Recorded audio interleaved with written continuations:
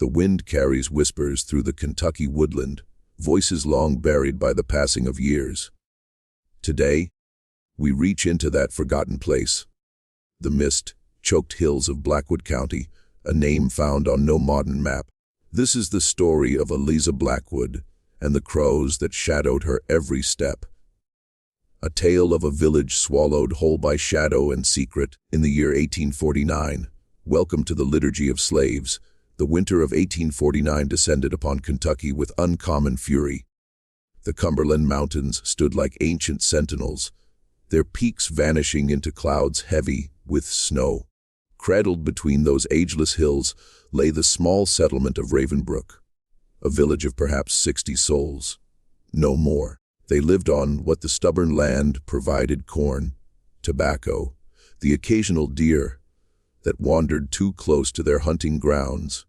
Ravenbrook had been carved from the wilderness 30 years prior by Jonathan Blackwood, a man fleeing Virginia debts with dreams of ruling his own piece of earth. He succeeded, after a fashion, though the village never grew beyond a scattering of wooden buildings clustered around a modest church. The Blackwood name carried weight in Ravenbrook. Their home sat apart, larger than the rest, perched on a low hill overlooking the settlement. By 1849, Jonathan had long since gone to his grave in the small cemetery behind the church he'd built. His son, Thomas Blackwood, now bore the weight of leadership. Thomas was carved from the same stern timber as his father, heavy brow, calloused hands, a man of few words and high expectations. His wife Sarah had died bringing their daughter into the world 12 years before. That daughter was Eliza. Eliza Blackwood moved through Ravenbrook like a question no one knew how to ask. While other children played at tag or skipped stones across the creek, Eliza kept to herself. She would sit at the wood's edge for hours, silent as stone, watching with those dark eyes. Her mother's eyes, the villagers whispered. Eyes that seemed to see what others could not. Thomas never quite understood this quiet girl, who had arrived in place of the son he'd hoped for. He taught her to read from the family Bible, made certain she knew her letters and numbers, but a gulf lay between them, wide, silent, and uncrossable. Eliza's only warmth came from her grandmother, Abigail Blackwood, who shared their home. Abigail was the oldest soul in Ravenbrook, her face a map of wrinkles, her hands twisted like ancient roots. She moved slowly, leaning on a blackthorn stick, but her mind stayed sharp as a blade, and her eyes, though clouded with age, missed nothing. It was Abigail who first noticed.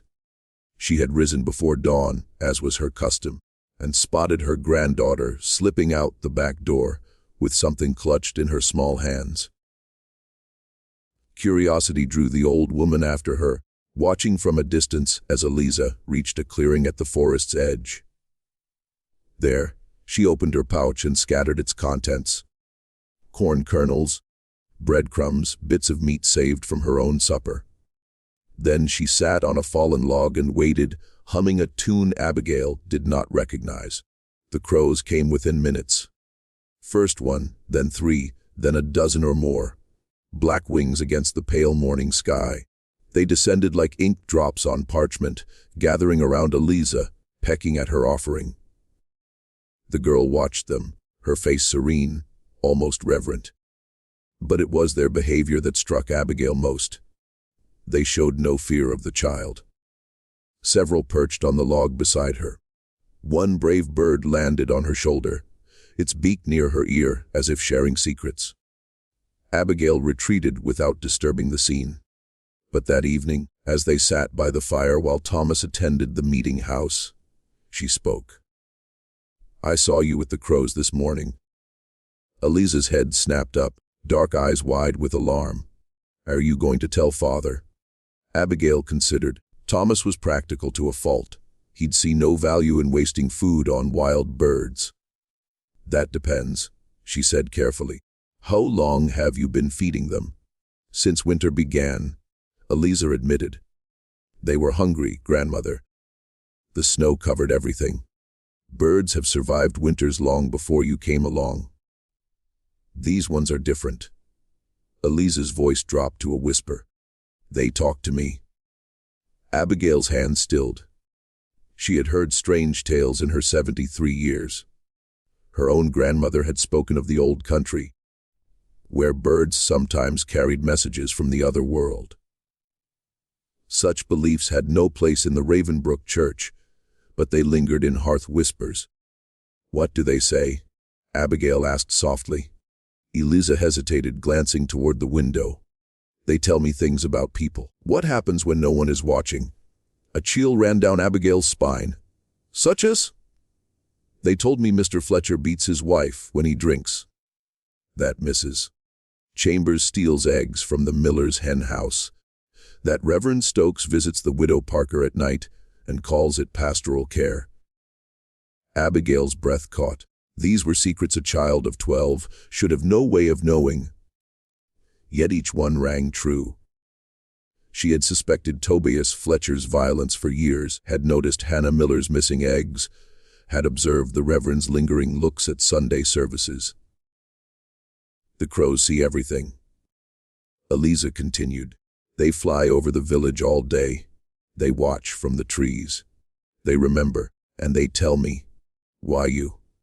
Abigail's voice barely rose above the fire's crackle. Eliza shrugged a curiously adult gesture.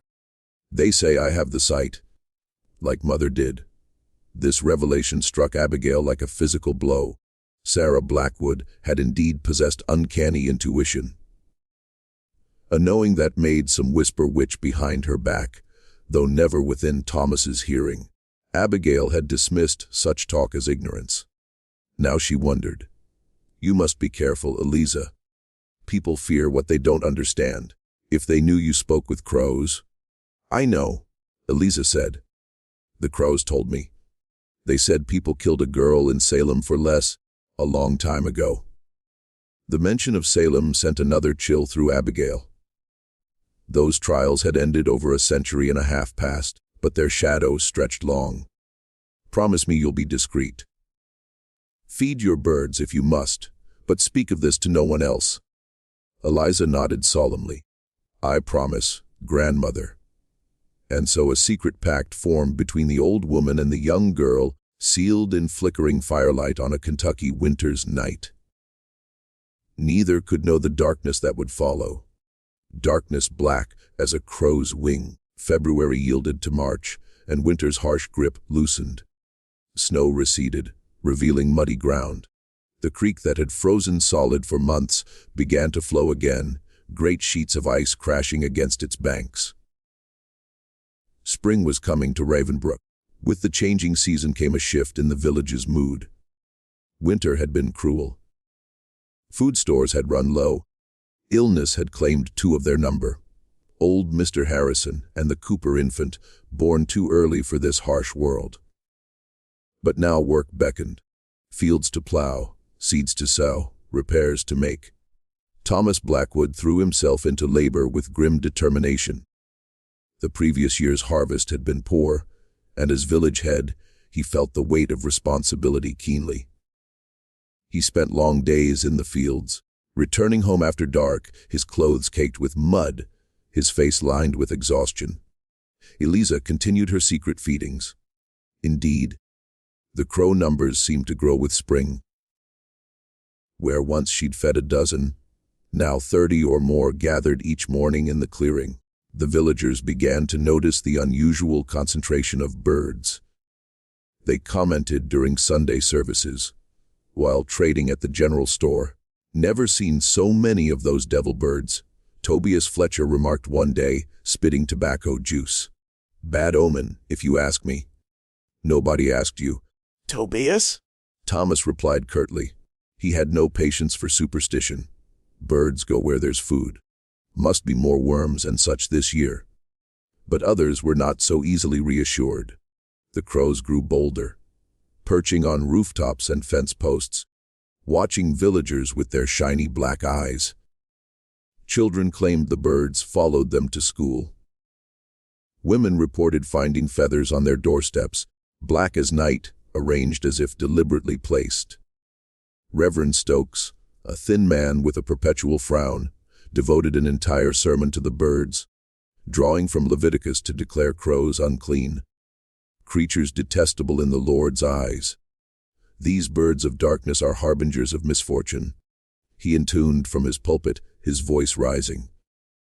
They feed on carrion and corruption. Their presence in such numbers can only be a sign of God's displeasure. Sitting in the front pew, between her father and grandmother, Eliza kept her face carefully blank, but her hands, hidden in her dress folds, clenched into tight fists. The crows were not evil.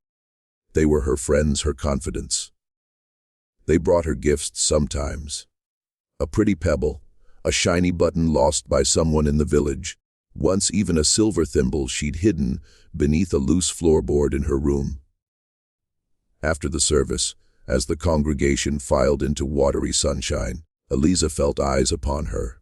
Turning, she found herself facing Mercy Fletcher, Tobias's daughter. Mercy was 16, tall and angular, with pale blonde hair and eyes the color of a winter sky. The two girls had never been friends. Mercy considered herself too grown for a 12-year-old's company. But now she looked at Eliza with undisguised hostility. "It's you, isn't it? You're the reason those birds are everywhere." Eliza felt panic flutter in her chest. "I don't know what you're talking about." She tried to step around the older girl. Mercy blocked her path. "I've seen you sneaking out in the mornings. I followed you once. Saw you feeding them, talking to them like they could understand you." Her lip curled in disgust. "My pa says only witches commune with crows. Your pa drinks too much and hits your ma." Eliza replied before she could stop herself. "The crows told me." The color drained from Mercy's face. "You're lying," she hissed, but fear flickered in her eyes now. "You're making that up, the same way you're making up stories about me and the crows." "Eliza." Thomas Blackwood's voice cut through. He stood a few paces away, frowning. "Come along. Your grandmother's waiting." With a final glance at Mercy's pale face, Eliza hurried to her father's side. As they walked away, she could feel Mercy's eyes boring into her back like daggers. That night, Eliza dreamt of crows. Hundreds, thousands, their wings beating like thunder, their voices a cacophony of caws and screams. In the dream, they circled Ravenbrook, drawing closer with each pass, until they descended upon the village in a black whirlwind. She woke gasping, her nightgown damp with sweat.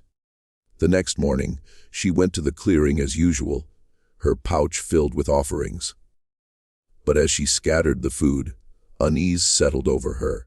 Something was different. The forest was too quiet, the air too still. When the crows came, they seemed agitated, hopping from foot to foot, their cries harsher than usual. One bird, larger than the others, with a white feather in its wing, landed directly before her. It fixed her with its obsidian eye and let out a single sharp call that sent the others into a frenzy of activity. They circled above, their calls a discordant chorus. "What's wrong?" Eliza whispered. The white, feathered crow cocked its head, opened its beak, and spoke. Not in a human voice, but in a series of caws and clicks that formed words in Eliza's mind. Danger coming. Blood in the air. Death on the wind.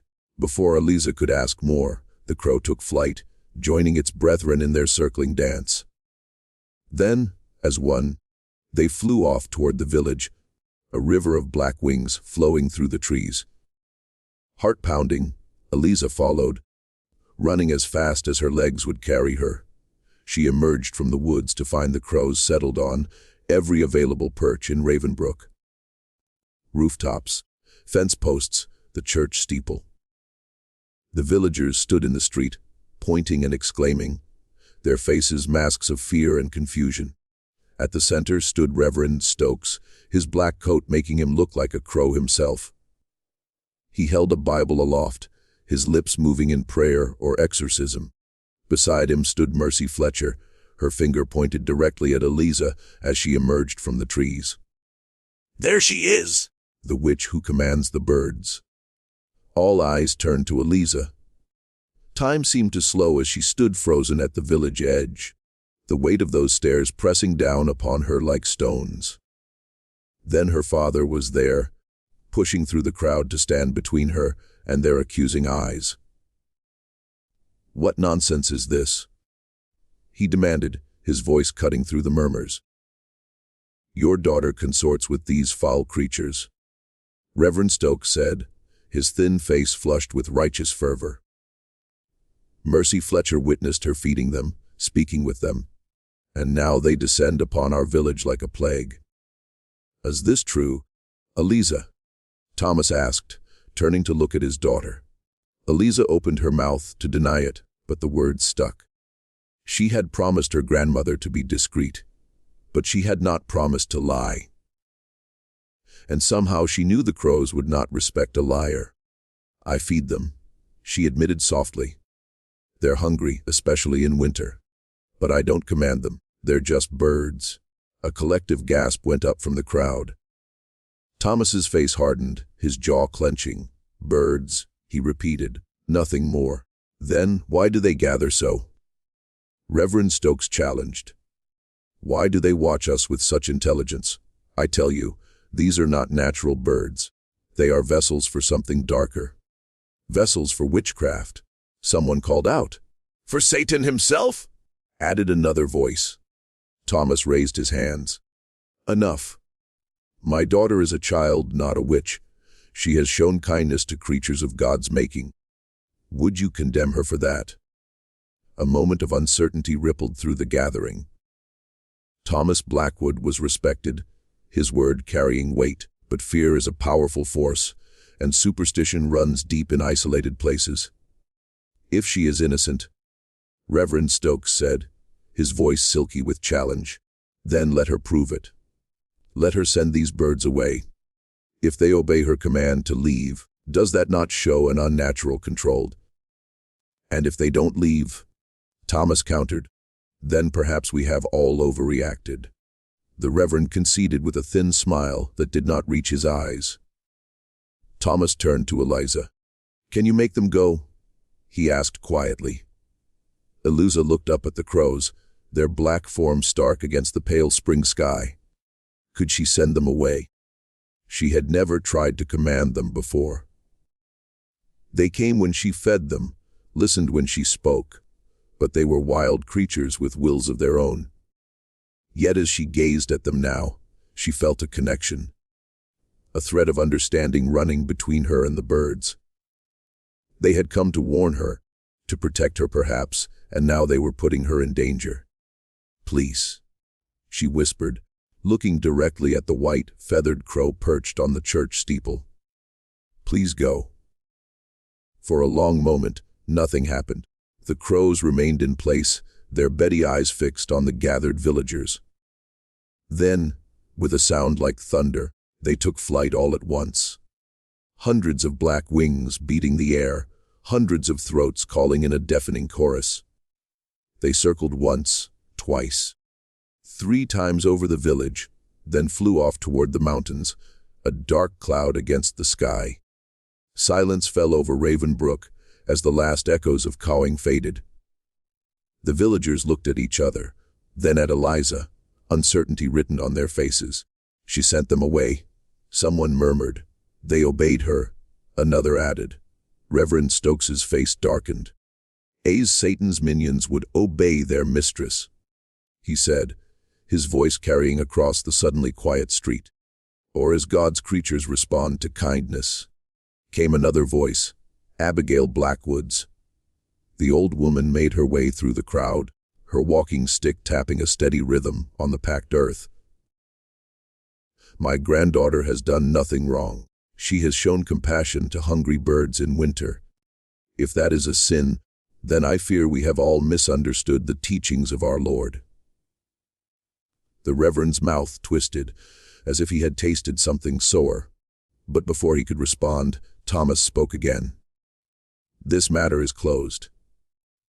My daughter will no longer feed the crows if it disturbs the village. Now we all have work to do. The fields won't plow themselves. Slowly, reluctantly, the crowd dispersed. Reverend Stokes lingered, his gaze fixed on Eliza with an intensity that made her skin crawl. Then he too turned away, his black coat flapping like wings as he strode toward the church. Thomas placed a hand on Eliza's shoulder, guiding her toward home. Abigail followed, her steps slow but determined. None of them spoke until they were inside with the door firmly closed. "You should have told me," Thomas said, his voice tight with controlled anger. "Sneaking out, feeding wild birds. Did you not think how it would look?" "I'm sorry, Father," Eliza said, her eyes downcast. "I didn't mean any harm. Harm comes whether we mean it or not. You've given the village cause to talk, to suspect. That's dangerous. Eliza." The girl meant well. Abigail interjected, lowering herself carefully into her chair by the fire. "And she's put an end to it now. The birds are gone." "For how long?" Thomas asked. "They'll be back if they think there's food to be had." "I won't feed them anymore," Eliza promised, though the words felt like stones in her mouth. "I'll stay away from them." Thomas sighed, the anger draining from him, leaving only weariness. "See that you do. I don't want to hear any more talk of crows or witchcraft in this house or in this village. Is that understood?" Eliza nodded, blinking back tears. That night, as she lay in her small bed beneath the eaves, Eliza listened for the crows. In the weeks since she had begun feeding them, she had grown accustomed to their occasional calls in the darkness. A reminder that they were near, watching over her. But tonight, the world outside her window was silent. They had gone, just as she had asked. A tear slid down her cheek, followed by another. She had not realized how much their presence had come to mean to her. How the thought of their watchful eyes had comforted her, made her feel less alone in a village where she had never quite belonged. "Come back," she whispered into the darkness. "Please come back." But the night remained silent, and eventually Eliza drifted into uneasy sleep. The next week passed in strange calm. The crows did not return, and gradually the villagers' suspicious glances faded. Life in Ravensbrück resumed its normal rhythms. Men in the fields, women tending gardens and households, children at their lessons or chores. Spring advanced, bringing warmer days and the first green shoots in newly plowed earth. Eliza went through the motions like a sleepwalker. She attended the small school 3 days a week, helped her grandmother with household tasks, read from the family Bible in the evenings, as her father expected. But she felt hollow inside, as if something essential had been carved out of her. The crows had been her secret, her special connection to a world beyond Ravensbrück's confines. Without them, she was just a strange, quiet girl in a village that valued conformity above all else. Abigail watched her granddaughter with concern. The spark had gone out of Eliza's eyes, leaving them dull as tarnished coins. She ate little, spoke less, and sometimes Abigail would find her standing at the edge of the woods, staring into the trees as if waiting for something that never came. On Sunday, a week after the incident, Reverend Stokes devoted his sermon to the prodigal son. The tale of a young man who strayed from righteousness only to be welcomed back upon repentance. His eyes found Eliza repeatedly as he spoke of sin and redemption, his meaning clear to all who watched. After the service, as the congregation filed into spring sunshine, the Reverend stopped Thomas Blackwood. "Your daughter seems troubled. Perhaps she would benefit from more direct spiritual guidance. I could call at your home, speak with her privately about the dangers that beset young souls." Before Thomas could respond, Abigail cut in. "My granddaughter receives ample guidance from her family, Reverend, but we thank you for your concern." The Reverend's smile did not reach his eyes. As you wish, Mrs. Blackwood. But my door is always open should the need arise. As they walked home, Eliza trailing slightly behind her father and grandmother, she felt a familiar prickling at the back of her neck. The feeling of being watched. She turned, scanning the trees bordering the village, but saw nothing unusual. Just branches swaying in the breeze, shadows shifting as clouds passed overhead. Yet the feeling persisted throughout the day, intensifying as dusk fell. That night, Eliza lay awake long after her father and grandmother had retired, listening to the creaks and groans of the old house settling. The feeling of being observed had not abated. If anything, it had grown stronger with the darkness. Rising from her bed, she moved to the window and peered out into the night. The moon was nearly full, casting silver light over the village and woods beyond. At first, she saw nothing unusual, just familiar building shapes, the empty street, the dark line of trees. Then a movement caught her eye. A flicker of something darker than the night itself, moving among the trees at the wood's edge. Squinting, Eliza tried to make it out. A deer, a bear. But as she watched, the shape resolved into a human figure, tall and thin, moving with deliberate steps along the tree line. A chill ran down Eliza's spine as she recognized the distinctive silhouette of Reverend Stokes, his long coat billowing slightly in the night breeze. What was the Reverend doing at the wood's edge at this hour? The parsonage was on the village's other side, near the church. There was no reason for him to be here, creeping about in darkness like a thief, unless he was watching the Blackwood house. Watching her. The thought sent another chill through Eliza. She shrank back from the window, her heart hammering in her chest. For a moment, she considered waking her father, telling him what she had seen. But what proof did she have? The Reverend would simply deny it, claim he had been taking a late-night constitutional, or attending to parish business. Besides, Thomas had made it clear he wanted no more trouble. If Eliza started making accusations against the Reverend, it would only bring more attention, more suspicion down upon her head. So she said nothing. Returned to her bed, where she lay sleepless until dawn painted the sky with pale fingers of light. When she finally rose, hollow-eyed and exhausted, she found her grandmother already up, kindling the fire for breakfast. "You look like you've seen a ghost, child," Abigail remarked, studying Eliza's face with concern. "I couldn't sleep," Eliza replied, helping to set the table. "Bad dreams." Abigail's gnarled hand reached out to smooth a strand of hair from Eliza's forehead. "Want to tell me about them?" Eliza hesitated. Her grandmother had always been her confidant, the one person in Ravenbrook who seemed to understand her. But even Abigail had advised caution, discretion. Would she believe that the Reverend was spying on them, or dismiss it as a child's imagination working overtime? Before she could decide, Thomas entered the kitchen, bringing with him the smell of the stable, where he had already tended to their horse and milked the cow.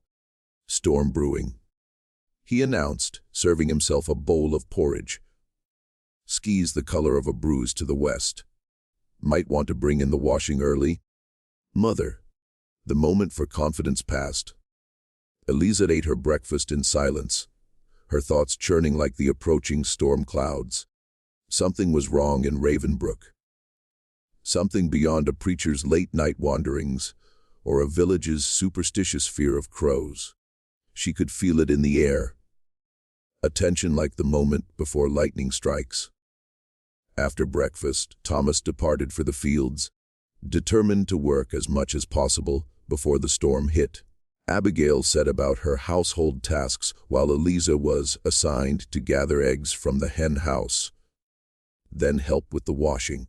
As she crossed the yard to the small wooden structure where their 6 hens nested, Eliza glanced toward the woods. In daylight, they seemed less threatening, just trees and undergrowth, home to squirrels and rabbits and birds. But the memory of the Reverend's shadowy figure lingered, making her skin crawl. The henhouse door creaked as she pulled it open. Inside, the familiar smell of straw and chicken droppings greeted her, along with the soft clucking of hens. Eliza moved to the nesting boxes, reaching beneath warm, feathered bodies to extract the eggs they guarded. She had collected 4, when a sound from outside made her freeze. A soft caw, almost tentative. Setting down her basket, Eliza moved to the small window cut into the hen house wall and peered out. There, perched on the fence that enclosed their vegetable garden, was a crow. Its feathers gleamed blue, black in the morning light, and its head was tilted as if in inquiry. As Eliza watched, it let out another soft caw. Joy surged through her, bright and fierce. They had not abandoned her after all. Glancing toward the house to ensure her grandmother wasn't watching, Eliza slipped out of the hen house and approached the fence. "You came back," she whispered, her voice trembling with emotion. The crow bobbed its head, its black eyes fixed on her face. Then it opened its beak and dropped something onto the fence post. A small, shiny object that caught the light. With another caw, the bird took flight, circling once over Eliza's head before disappearing into the trees. Curious, Eliza moved closer to the fence, standing on tiptoe to see what the crow had left. It was a button, she realized. A small silver button, such as might come from a man's waistcoat. It looked old, tarnished in places, with an intricate pattern etched into its surface. As she reached for it, a voice spoke from behind her, nearly causing her to topple over in surprise. "What have you found there, Eliza?" Spinning around, Eliza found herself face to face with Reverend Stokes. He stood just beyond the garden gate, his hands clasped behind his back, his thin face set in an expression of polite interest. But his eyes, when they met hers, were cold and calculating. "Nothing, Reverend," Eliza said, her hand closing around the button. "Just a pretty stone." Indeed. The Reverend took a step closer, his gaze flicking to her closed fist. "May I see this stone?" Panic fluttered in Eliza's chest. If she showed him the button, he would know she had lied. If she refused, he would be even more suspicious. Either way, she was trapped. "Eliza," Abigail's voice called from the house. "Have you got those eggs?" Relief washed over Eliza. "Coming, grandmother," she called back, then turned to the Reverend. "Excuse me, sir. I'm needed in the house." Without waiting for a response, she darted past him, clutching the basket of eggs in one hand and the silver button in the other.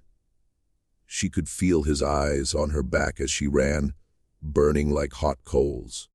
Inside, she found Abigail at the kitchen table, kneading dough for bread. The old woman looked up as Eliza entered, her eyes narrowing at the girl's flushed face and rapid breathing. "What's got you in such a state?" she asked, wiping flour from her hands. "Reverend Stokes is here," Eliza said, setting the basket on the table. "He was watching me by the hen house." Abigail's expression darkened. Was he indeed? And what business brings him to our door this morning? As if in answer, a knock sounded at the front door. Abigail straightened, smoothing her apron. "Stay here," she instructed Eliza, then moved with surprising quickness through the house. Eliza heard the door open, heard the Reverend's oily voice greeting her grandmother, heard Abigail's cooler response. Their words were indistinct, but the tone was clear enough. The Reverend pressing, insistent, Abigail firm, unyielding. After what seemed an eternity, the door closed. Abigail returned to the kitchen, her face set in grim lines. "The good Reverend was concerned for your spiritual welfare," she said, her voice dripping with sarcasm. "He wanted to speak with you about the importance of honesty and the dangers of—" what was the phrase he used? "Ah, yes, natural affections. He means the crows," Eliza said quietly. "Indeed he does." Abigail resumed her kneading, her movements more forceful than before. I told him you were occupied with household duties and that your father would call upon him if he felt such a conversation was necessary. Eliza's hand tightened around the silver button, still concealed in her palm. One of them came back. She confessed in a whisper. Just now, at the hen house. It brought me this. She opened her hand, revealing the button. Abigail stopped her kneading, staring at the small silver object. May I? She asked, extending her floury hand. Eliza placed the button in her grandmother's palm. Abigail examined it closely, turning it over, running her thumb across its surface. This is old. Older than me, even. See the pattern. Don't make them like this anymore. Where do you think it came from? Eliza asked. Abigail shook her head. Hard to say. Could have been buried in the ground for decades before your crow friend found it. She handed the button back to Eliza. Best keep it hidden, though. And be careful about the birds, child. I know you miss them, but they've brought trouble once already. Eliza nodded, slipping the button into her pocket. But as the day wore on, she found her thoughts returning to it again and again. The crow had brought it to her specifically, had sought her out after a week of absence to deliver this particular gift. Why? What did it mean? By mid-afternoon, the promised storm arrived, turning the sky dark as twilight. Rain lashed against the windows, and thunder rolled across the valley like God's own fury. Thomas returned from the fields, soaked to the skin despite his oiled coat. The three of them huddled in the kitchen, the warmest room in the house thanks to the cooking fire that burned throughout the day. As darkness fell, the storm intensified. Lightning split the sky in jagged bursts, illuminating the room in harsh white flashes. Thomas read aloud from the Bible, his deep voice nearly drowned out at times by the crash of thunder. Eliza sat by the fire, half listening to her father's reading. The silver button was in her pocket, and she found herself touching it repeatedly, drawing comfort from its solid presence. Outside, the wind howled like a living thing, a sound almost like voices calling in the night, when a particularly violent gust rattled the shutters. Thomas paused in his reading. Never heard a wind like this, he remarked, frowning toward the window. Sounds almost human. It's just the storm, Abigail said, but her voice lacked conviction. She too was listening, her head tilted slightly, her rheumy eyes fixed on the darkness beyond the window. Eliza listened as well, and what she heard made her blood run cold. For beneath the howling wind, beneath the crash of thunder and patter of rain, there was another sound. A chorus of caws, hundreds of them, thousands perhaps, all calling at once. The crows had returned to Ravensbrück. No one in the village slept that night. The storm raged until dawn, and with it came the crows. More than anyone had ever seen, more than seemed possible. They perched on every available surface, their weight-bending branches, their bodies so numerous they seemed to form a living blanket over the village. And they watched. Through the rain and wind, through the lightning and thunder. They kept their obsidian eyes fixed on the houses of Ravensbrück, on the people huddled inside.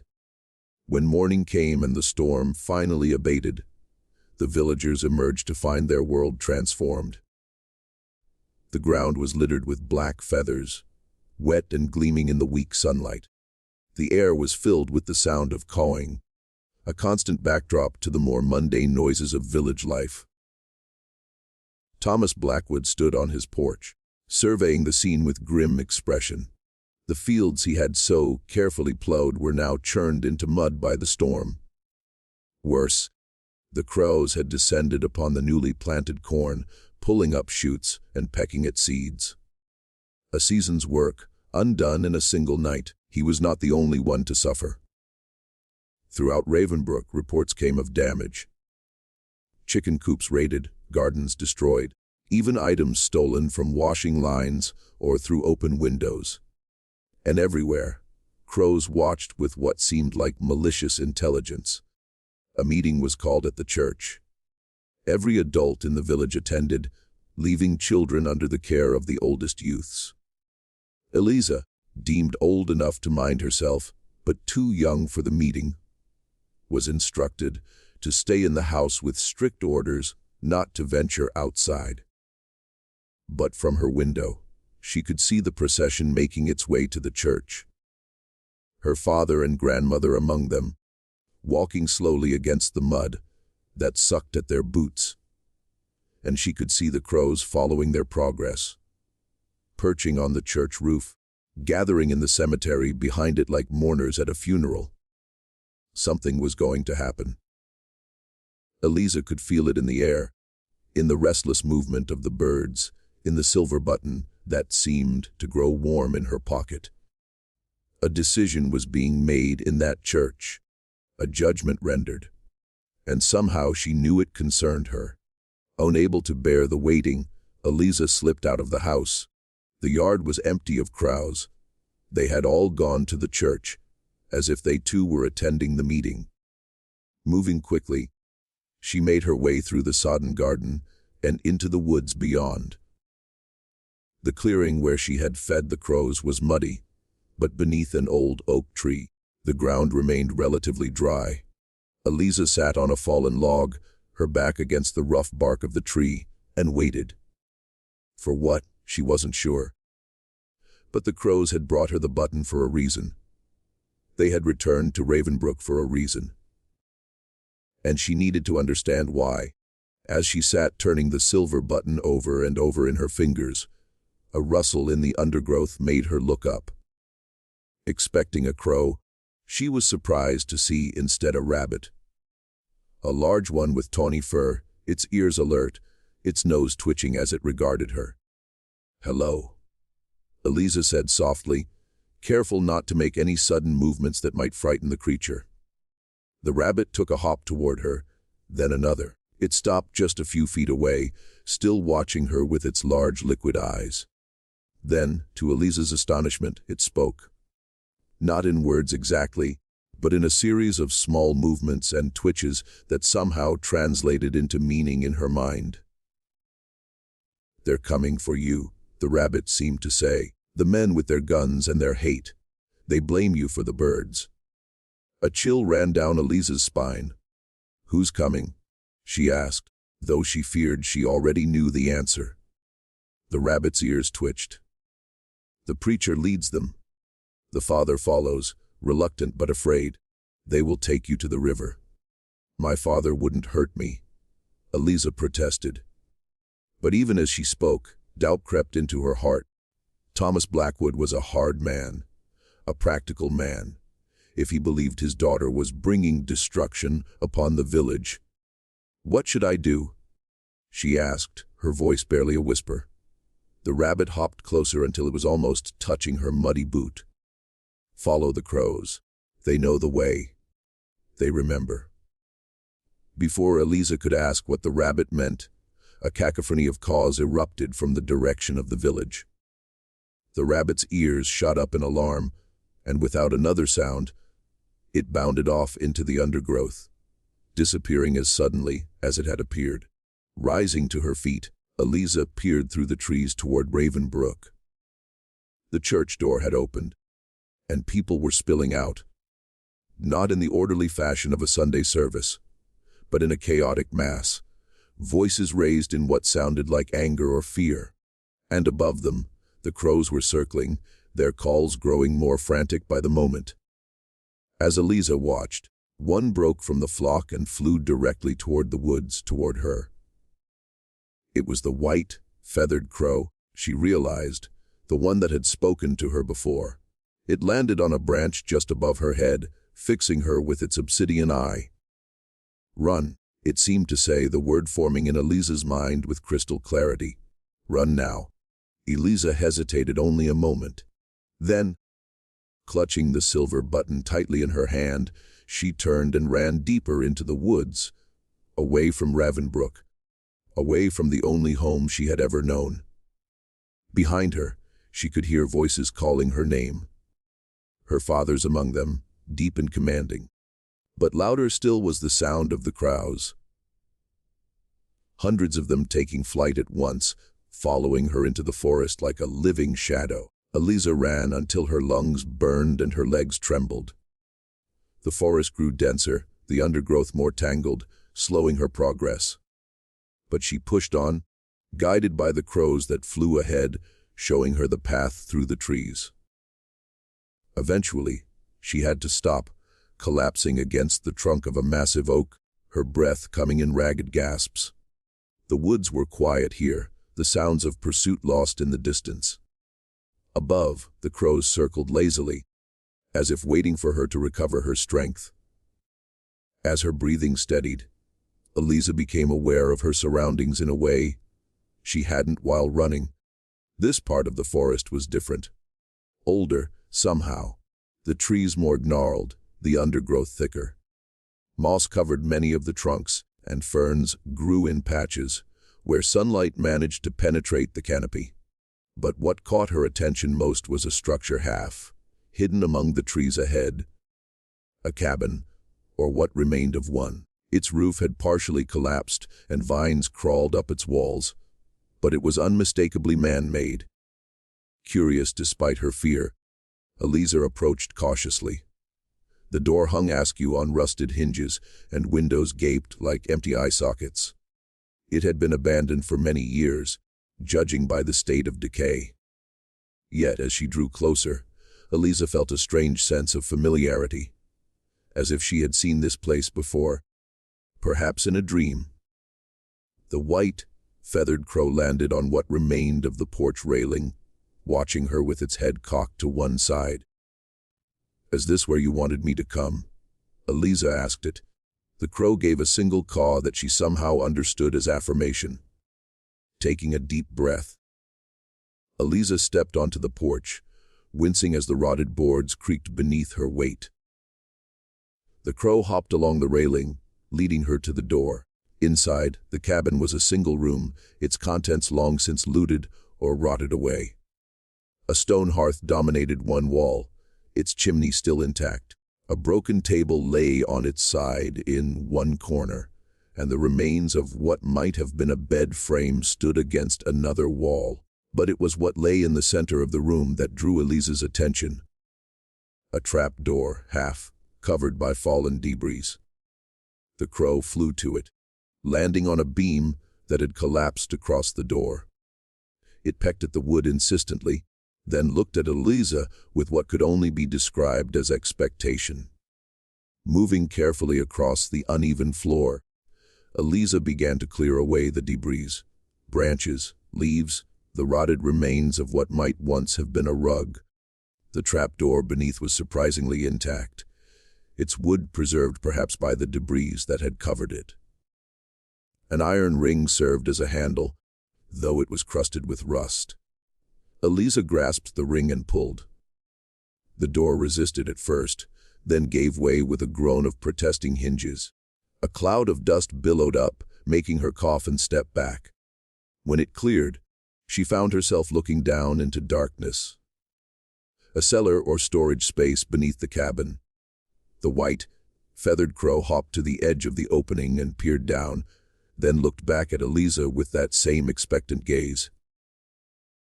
Taking the hint, Eliza looked around for something to light her way.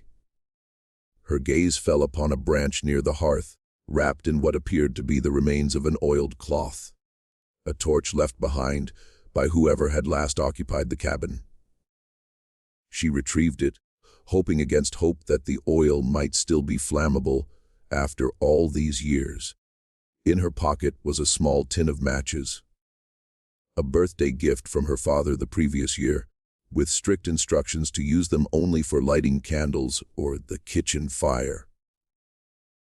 Striking a match against the rough side of the tin, Eliza touched the flame to the cloth, wrapped end of the branch. To her surprise and relief, it caught. The oil-soaked fabric igniting with a whoosh. The torch cast a flickering orange glow across the cabin's interior, pushing back the shadows. Returning to the trap door, Eliza held the torch out over the opening. A crude ladder led down into what appeared to be a root cellar, its dirt floor about 8 feet below. Wooden shelves lined the walls, most empty, though a few held what looked like glass jars, their contents long since turned to dust. But it was what stood in the center of the cellar that made Eliza's breath catch in her throat. A wooden chest bound with iron, its surface covered in strange symbols carved into the wood. Even from above, she could see that the chest was ancient. Its wood darkened with age, its iron fittings red with rust. The crow gave an insistent call, hopping from foot to foot at the edge of the opening. Taking a deep breath, Eliza began to descend the ladder, holding the torch in one hand and moving carefully to avoid falling. The rungs creaked ominously beneath her weight but held.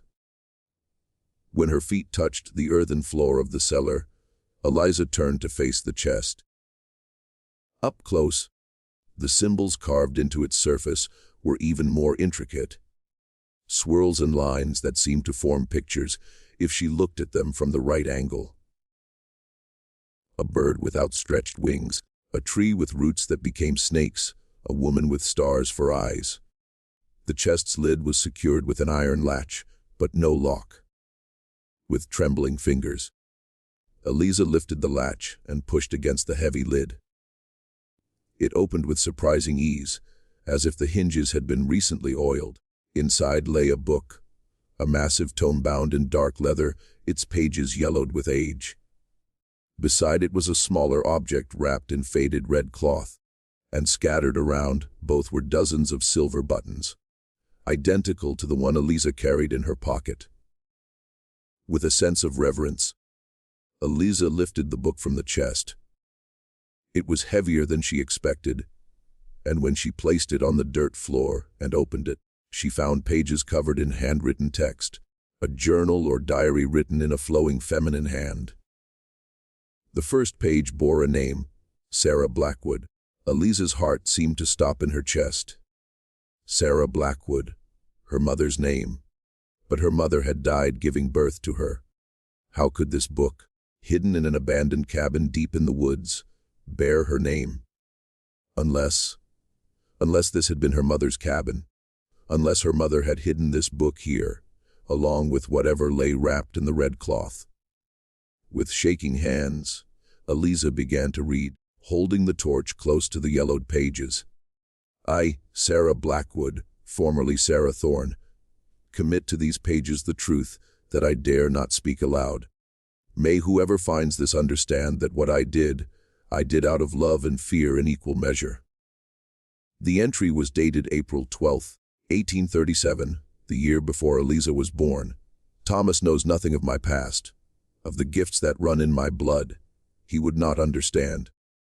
The people of Ravenbrook certainly would not. They call themselves Christians, but their fear of the unknown runs deeper than their faith. Eliza read on, her heart pounding. The journal told a story she had never heard, of her mother's family, the Thornes, who had lived in these woods for generations before Ravenbrook was founded. Of gifts passed down from mother to daughter.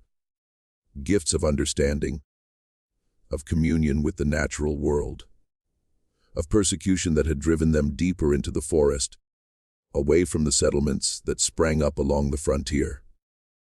Sarah had been the last of her line, orphaned young and taken in by a family in a town to the east.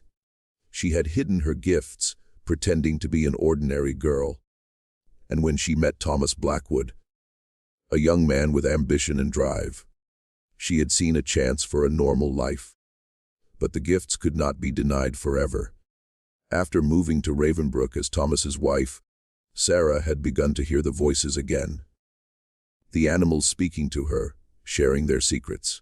She had retreated to this cabin built by her grandmother to practice her gifts in secret and to record what she knew, what she had learned, for the daughter she sensed would one day share her abilities. The last entry was dated February 3, 1838, just days before Eliza's birth and her mother's death. The child stirs within me, impatient for the world. I feel her strength, her potential. She will have the gift, stronger perhaps than any in our line. But I fear I will not be there to guide her. The crows have been restless, circling the cabin, watching with knowing eyes. They bring me silver buttons. My grandmother's sigil, her connection to the other world. A warning, perhaps, or a promise. If I do not survive, know this, my daughter. The crows are your protectors, your messengers. They see what others cannot. They remember what others forget. Trust them.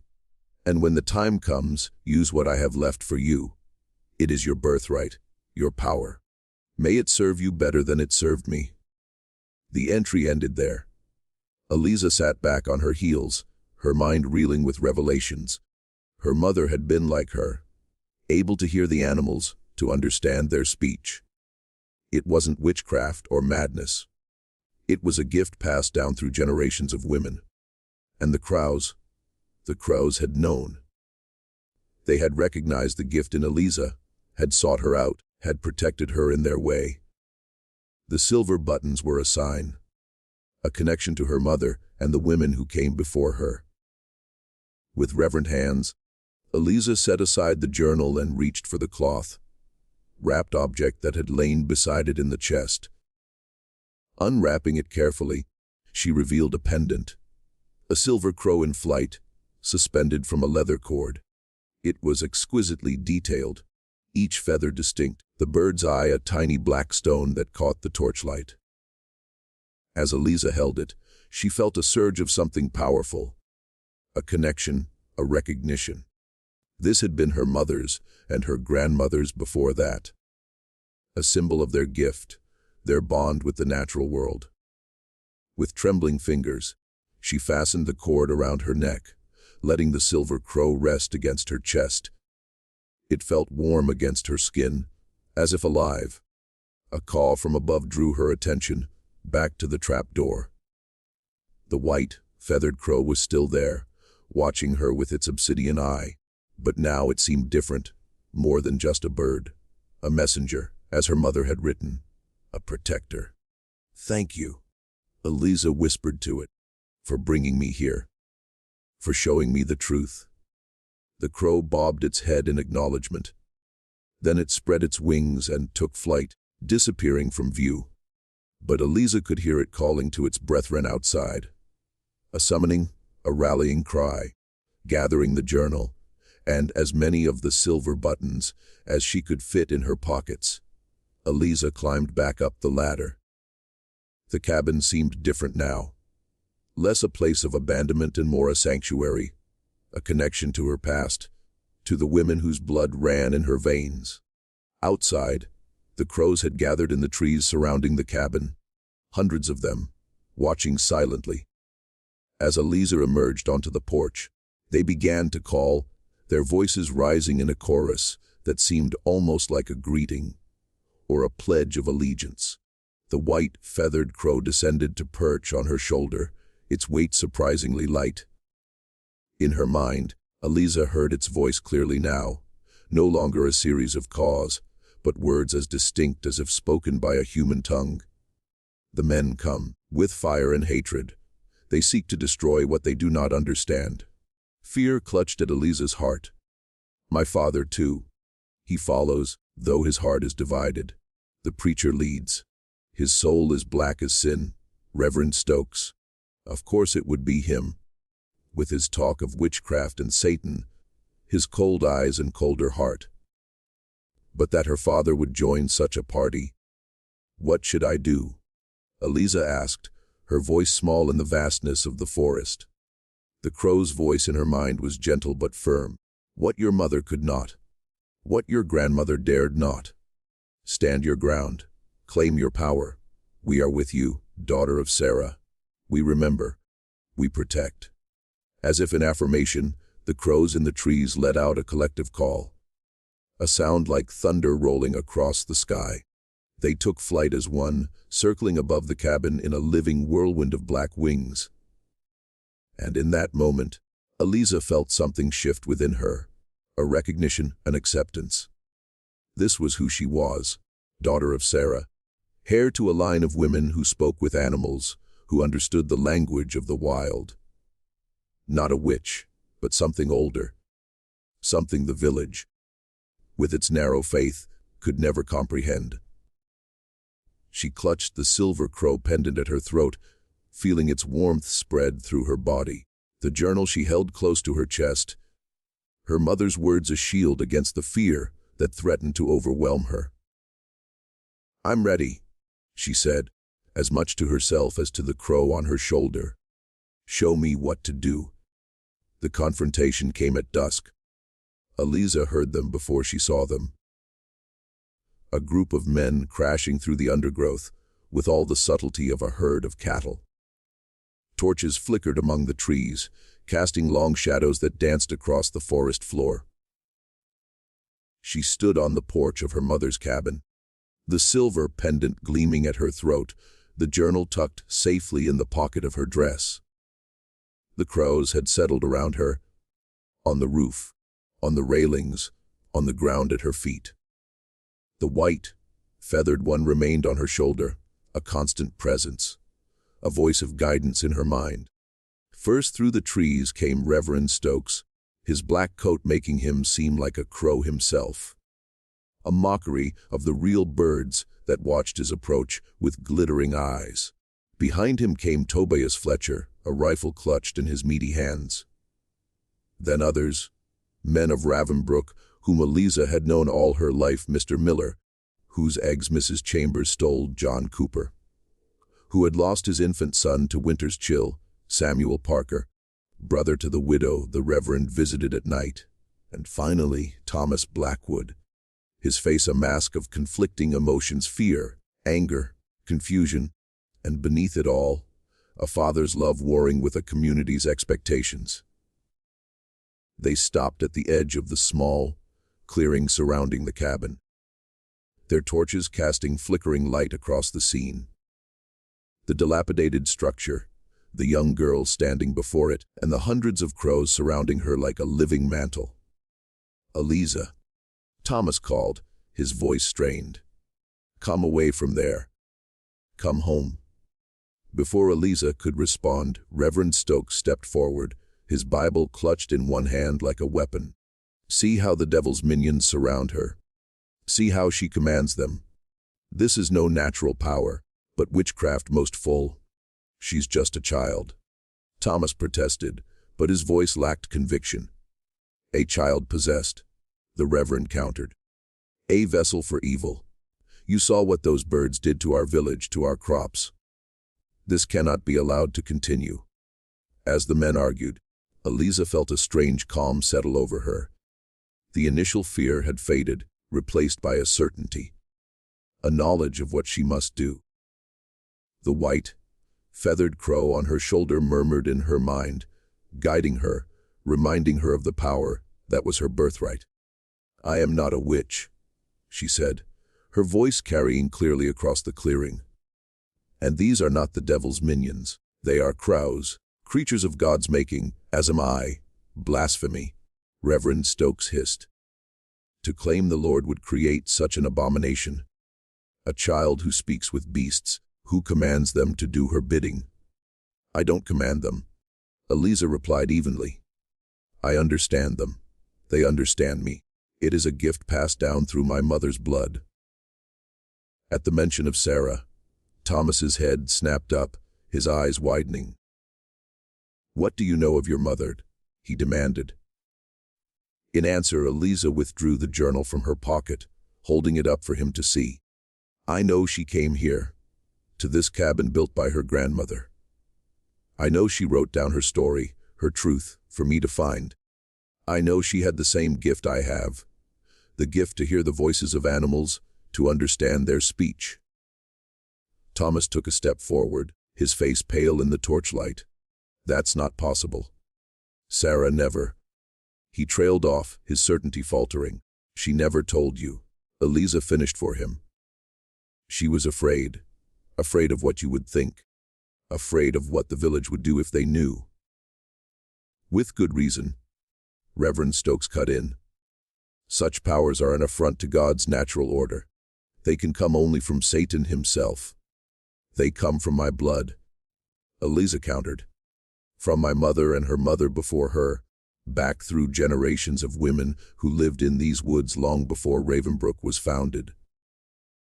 As she spoke, the crows around her grew restless, shifting on their perches, their calls growing louder. The white, feathered one on her shoulder spread its wings slightly, balancing as it leaned toward her ear. They fear what they do not understand. Show them. Make them see. Understanding what the crow meant, Eliza reached into her pocket and withdrew a handful of the silver buttons she had collected from the chest. She held them out, letting them catch the light of the men's torches. These belong to my grandmother, she said, and to my mother before her. The crows have been bringing them to me, one by one, a reminder of who I am, of the power that is my birthright. A murmur ran through the group of men. Several made the sign of the cross, while others gripped their weapons more tightly. Witchcraft, Reverend Stokes repeated, but there was a tremor in his voice now. The scene before him, the girl surrounded by birds, the ancient cabin, the silver buttons gleaming in the torchlight, had shaken even his rigid certainty. Thomas took another step forward, his eyes fixed on the journal in Eliza's hand. "Let me see that," he said, his voice rough with emotion. Eliza hesitated, looking to the white, feathered crow for guidance. It gave a small nod, almost imperceptible. With slow, deliberate steps, Eliza descended from the porch and approached her father. The crows parting before her like a black sea. When she stood before Thomas, she held out the journal. Its mother's story. Her truth. Our truth. Thomas took the book with trembling hands. He opened it, his eyes scanning the first page, recognition flooding his features as he saw his wife's handwriting. "Sarah," he whispered, his voice breaking on the name. "She knew she might not survive my birth." Eliza continued, her voice gentle. "She left this for me to find when I was ready, when the gift manifested." "And the birds?" Thomas asked, looking up at the crows that surrounded them, at the white, feathered one perched on his daughter's shoulder. "They are her messengers.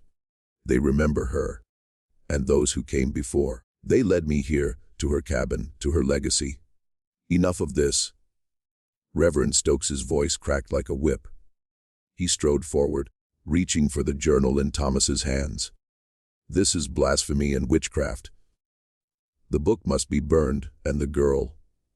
Before he could finish, the white, feathered crow launched itself from Eliza's shoulder with a furious cry.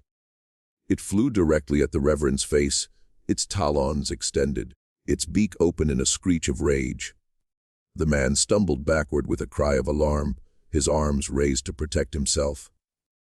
As if this were a signal, the rest of the crows took flight, not attacking, but circling above the clearing in a black whirlwind, their calls a deafening chorus. The men ducked instinctively, several dropping their torches, which sputtered in the damp earth. In the chaos, Thomas grabbed Eliza's arm, pulling her close. "Is this true?" he demanded, his voice raised to be heard above the noise. "All of it. Your mother, these gifts." "Yes," Eliza said simply. "I can show you. I can prove it." Before Thomas could respond, a shot rang out. Tobias Fletcher had raised his rifle and fired at the circling birds.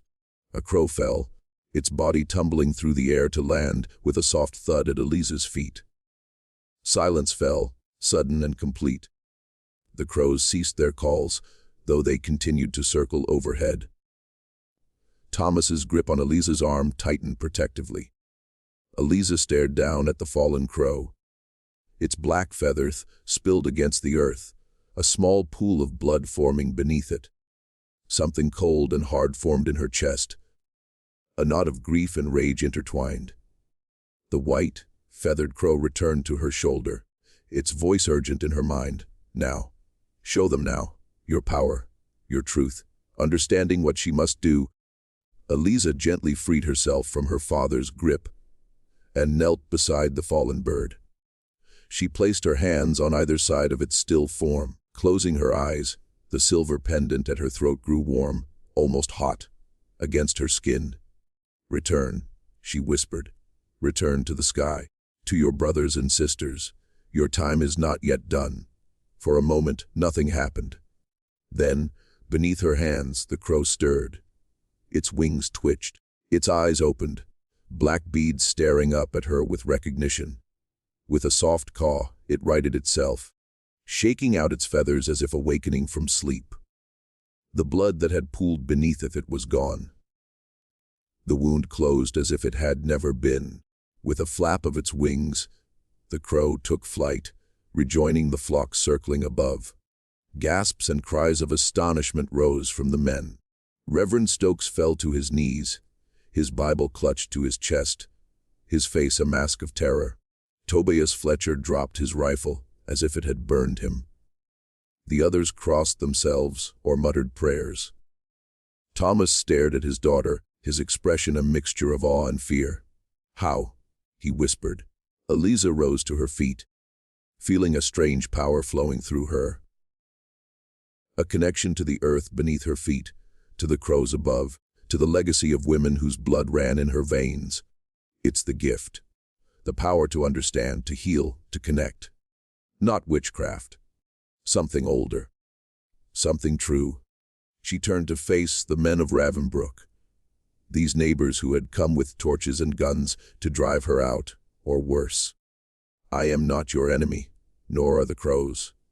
We are part of these woods, this land. We were here before Ravensbrück was founded. We will be here long after." "Abomination," Reverend Stokes hissed. But the word lacked conviction now. He had seen what Eliza could do, had witnessed a power beyond his understanding, beyond the rigid confines of his faith. "Life," Eliza corrected gently. "Creation. The same power that makes the crops grow, that brings rain to the fields, that guides the seasons in their eternal dance.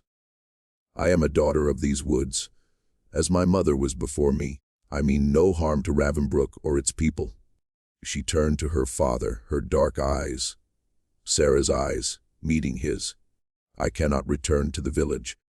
Not now. My place is here, in my mother's cabin, learning to use the gift she left me. But I do not wish to be your enemy, father, nor anyone's." Thomas looked from his daughter to the journal in his hands, to the crows still circling overhead.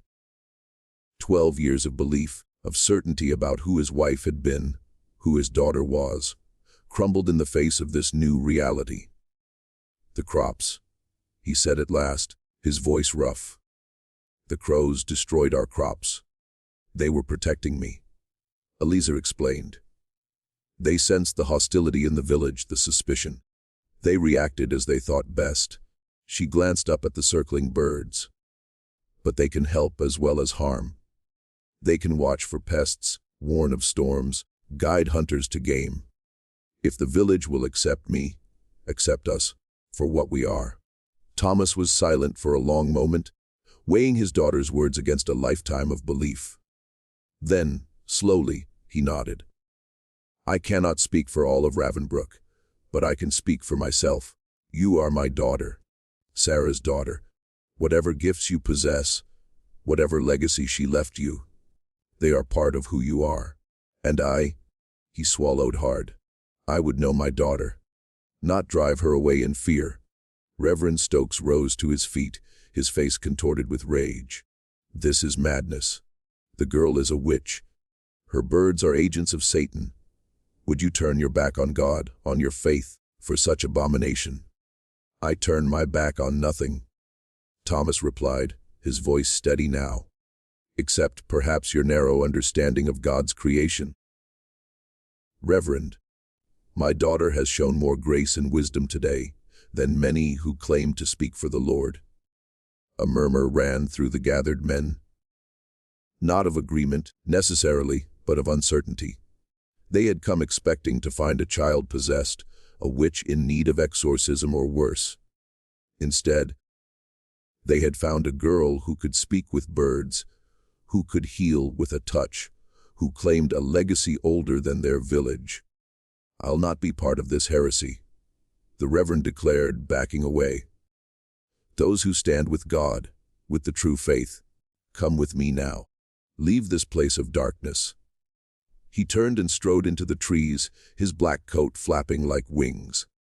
After a moment's hesitation, several men followed, Tobias Fletcher among them, his face a mask of superstitious fear. But others remained, Thomas Blackwood chief among them. They stood uncertain in the gathering darkness, watching the girl and her crows, trying to reconcile what they had seen with what they had been taught to believe. "It grows late," Eliza said gently. "You should return to the village before full dark. These woods can be treacherous to those who don't know them." "And you?" Thomas asked. "Will you be safe here?" Eliza looked up at the crows, at the white, feathered one that had returned to her shoulder. "I am never alone. The crows watch over me." She hesitated, then continued. "Grandmother should join me. She understands better than most, and her knowledge would be valuable as I learn to use my gifts." Thomas nodded slowly. "I'll speak with her, and I'll return tomorrow with supplies to repair the cabin. If this is to be your home, it should at least keep out the rain." A small smile curved Eliza's lips. The first genuine smile she had given her father in longer than either could remember. "Thank you," she said softly. As the men of Ravenbrook departed, making their way carefully through the darkening woods by torchlight, Eliza stood before her mother's cabin, surrounded by her crows. The white, feathered one nuzzled against her cheek, its voice a comforting presence in her mind. "You have chosen a difficult path. Not all will accept what you are, what you can do." "I know," Eliza replied. "But it's the true path. My path. My mother's path. I won't hide anymore." The crow made a sound that might have been approval. "Then we will stand with you, daughter of Sarah." As we stood with her, and her mother before her. The line continues. The gift endures. Eliza touched the silver pendant at her throat, feeling its warmth, a connection to her mother, to all the women who had come before. "Yes," she said. "The gift endures." And so it came to pass that Eliza Blackwood made her home in the cabin in the woods, learning the ways of her mother's legacy, developing the gifts that were her birthright. Abigail joined her, bringing wisdom and practical knowledge accumulated over 7 decades of life. Thomas visited often, gradually coming to terms with who his wife had been, who his daughter was becoming. He brought supplies, helped repair the cabin, and in time brought news of a changing attitude in Ravenbrook. For Eliza kept her promise. The crows that had once plagued the village became its guardians instead, warning of approaching storms, driving away pests that would destroy crops, even leading hunters to game when food was scarce. And when illness struck, Eliza would come. Her silver pendant gleaming at her throat, her hands bringing healing where the doctor's remedies failed. Some in the village never accepted her, viewing her gifts with suspicion and fear. Reverend Stokes preached against her until his dying day, warning of witchcraft and damnation. But others came to see her as a blessing, a connection to powers older than their understanding, but no less divine for that. And the crows. They remained her constant companions, her messengers, her protectors. They built their nests in the trees surrounding her cabin, their numbers growing with each passing year. They brought her silver buttons found in the forest, connecting her to her past, reminding her of who she was and where she came from. In time, tales spread beyond Ravenbrook, stories of a girl who spoke with crows, who could heal with a touch, who knew secrets the trees whispered on the wind. Some dismissed these as frontier superstition. Others traveled great distances to seek her wisdom, her healing powers. Eliza received them all with the same quiet grace, neither confirming nor denying the more fantastic elements of the tales told about her. She simply did what she had always done: listened to the voices that others could not hear, and acted with the compassion and wisdom that were as much her inheritance as the gift itself.